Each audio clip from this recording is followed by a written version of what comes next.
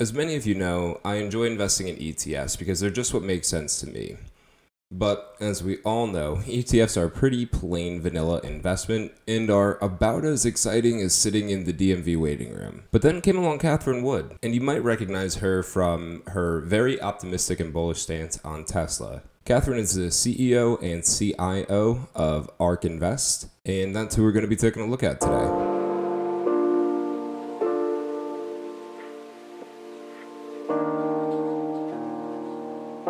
Hey everyone, and thanks for joining me today.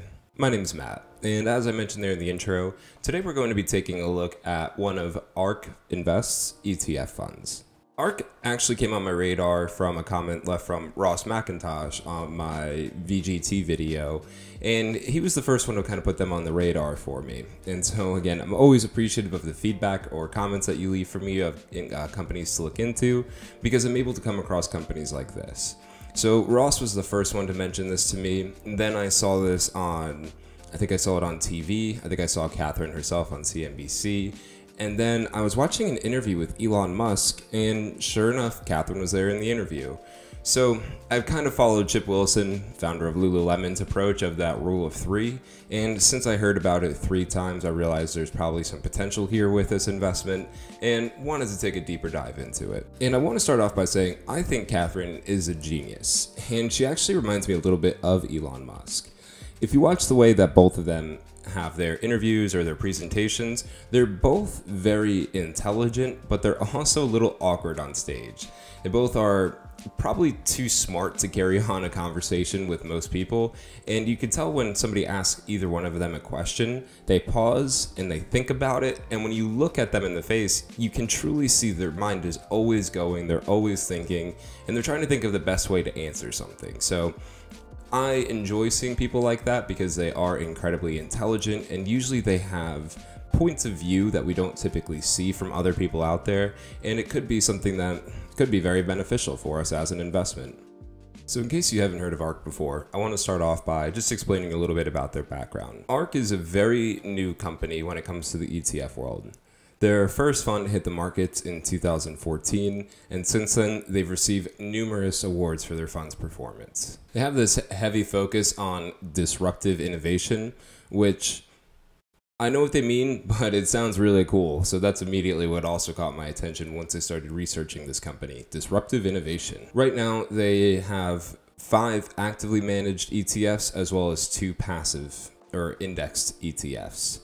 And as many of you know, I like to look deeply into these companies before I talk about them, and that's how I just feel comfortable sharing this kind of information. So today we're only going to focus on one of their ETFs, and that is ticker symbol ARKF, or it is their FinTech Innovation ETF. Now, admittedly, I wish I had time to take a look into one of their index funds. It's actually one that's based around 3D printing. And when 3D printing first hit the markets and we were hearing about like 3D printed organs, tools, even weapons were being 3D printed, I thought that was going to be the way of the future. But since then, I haven't heard any news about 3D printing. So if any of you out there maybe have some information or anything that's interesting about 3D printing, feel free to send them my way, because it's something that I don't think is completely done for, but I would like to see that 3D printing is kind of coming back to surface again, and maybe is going to have some other innovative ideas out there. One of the things I'm excited about or hope that happens is 3D printed buildings. So ARKF, FinTech stuff. So there's a few reasons why I chose ARKF instead of the other ETFs that they have. And the first one is I think FinTech is a really interesting space right now. And I think that there is a lot of innovation in that area. So it was the one that immediately caught my attention. Another reason is a lot of the ARK funds actually have investments in them or individual positions inside of the funds that I just haven't heard of before, or I'm not that knowledgeable about. And so I don't want to invest in something that I don't know fully about or what the underlying investments are in. But with ARKF, there was a lot of recognizable names, and we'll see more of those later. It also has large exposure to Mercado Libre, which is a stock that I am always kicking myself over not purchasing. Again, something I didn't understand, but the Motley Fool talked about it a lot in very positive ways, and now that stock has been soaring. So an opportunity that I would wish to get into, and seeing an ETF having that Mercado Libre exposure is something that, again, catches my interest. So I'll start off with what I like about ARKF. Staying true to the name, this fund invests in what I would consider truly innovative fintech payments, or technology, future financial technology. You guys know what fintech means. I don't need to define that. But the two that they mention, or the two they list that caught my attention the most, has to do with the blockchain technology and the actual transaction methods. I've discussed on my channel before how I caught Square early, how it came on my radar, and why I invested in it. I'll try to do something cool and pop that video up on an iCard above, so if you want to watch that, feel free to do so, but I'm not going to take the time to re-explain that one. And the reason why I say I like blockchain technology is I like specifically blockchain technology. Again, I've said before that I don't like cryptocurrencies, but blockchain is something that's very interesting to me. And part of the reason why it's very interesting to me is because when I worked at a very large finance firm, one day the CEO came into town and was talking to us about future outlooks for the company, and the biggest topic there was blockchain technology.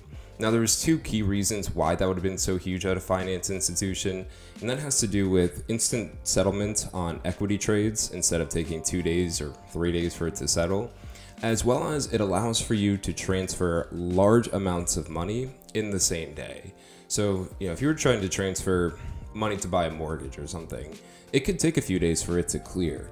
But if you have blockchain technology, it can happen almost instantly, which is going to be beneficial for people looking for money, either for starting a business or for people in the home buying process when it comes to receiving the mortgages to buy a house. I also like that their funds include, and this one included, international exposure.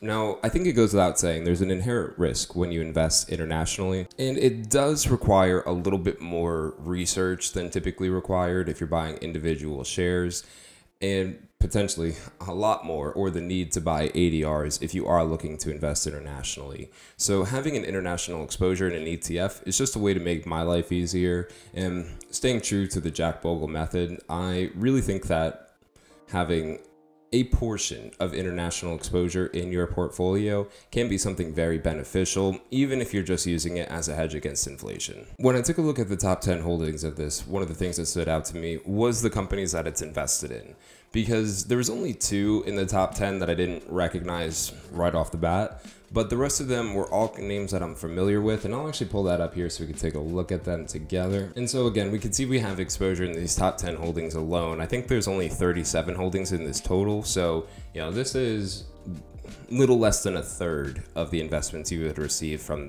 owning this ETF. We can see we have companies like Square, Mercado Libre, Tencent, Zillow, Apple, LendingTree. Pinterest is weird to me.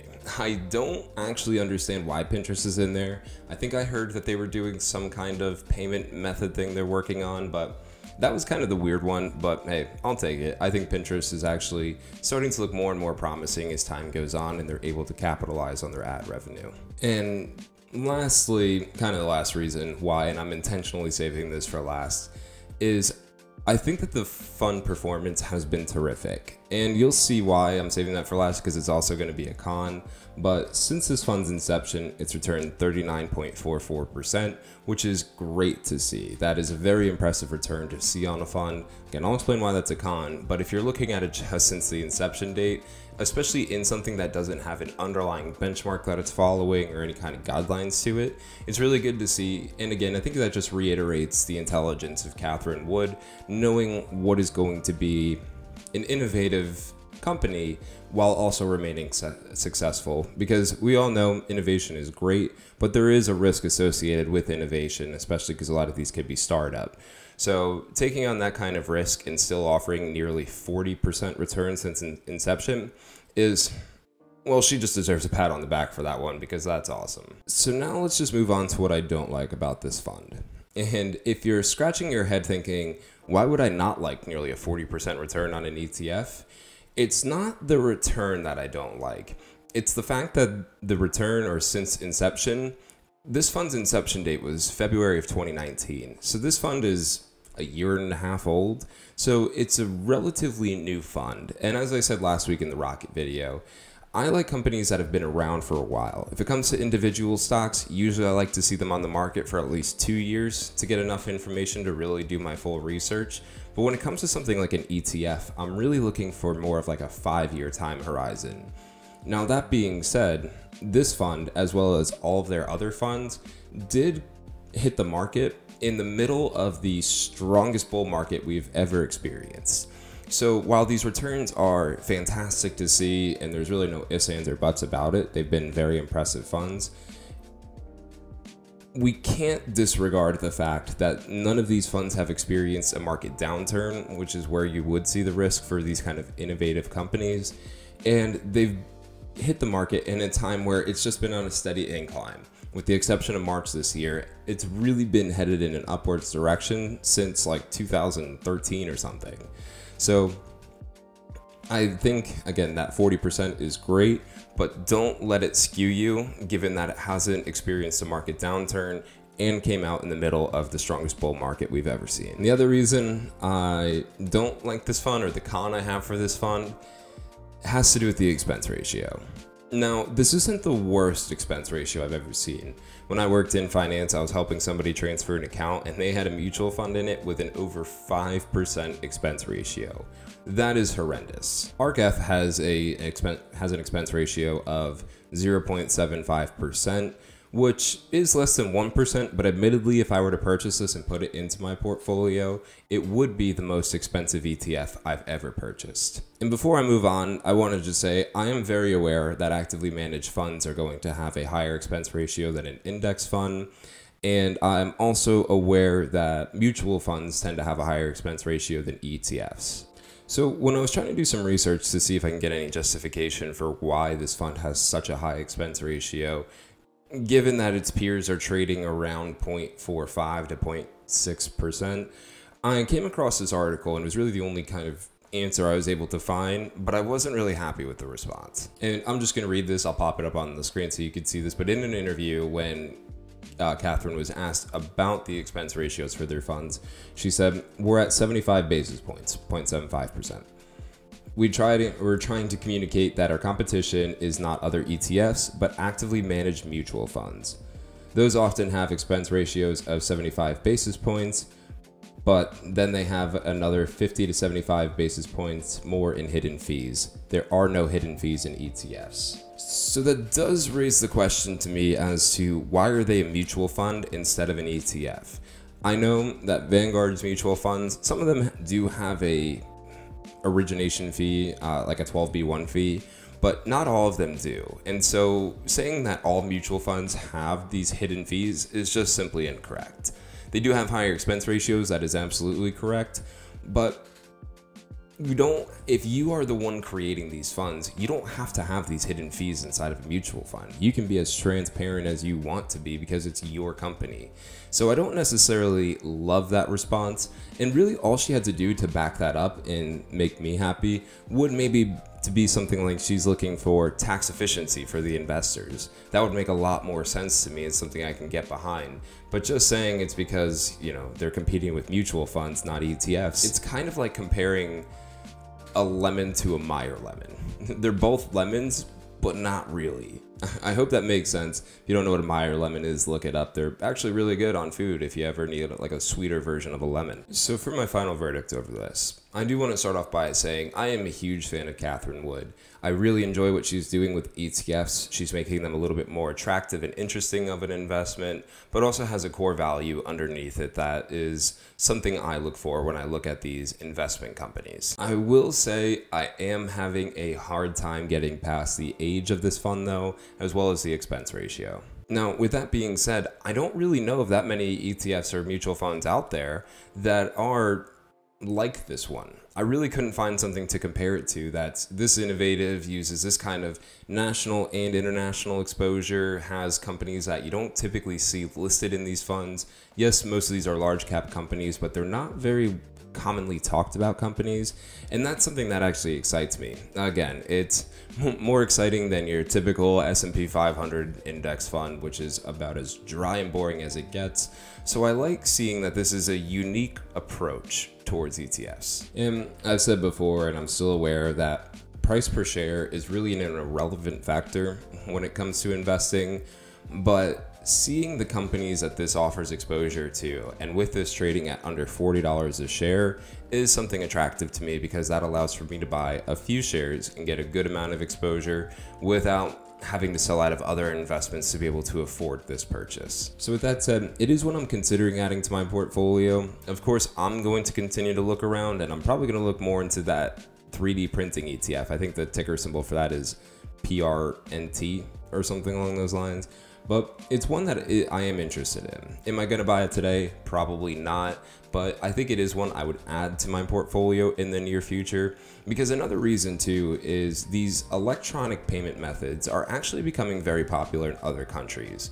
Part of the reason there has to do with counterfeit money. And so having an electronic payment system, like I think it's WeChat is what they use in China, or even like a Venmo or PayPal, allows for people to make transactions directly without handling cash. And as we all know, cash is not loved right now because of germs associated with it. And it eliminates counterfeit, which seems to be something more popular in other countries.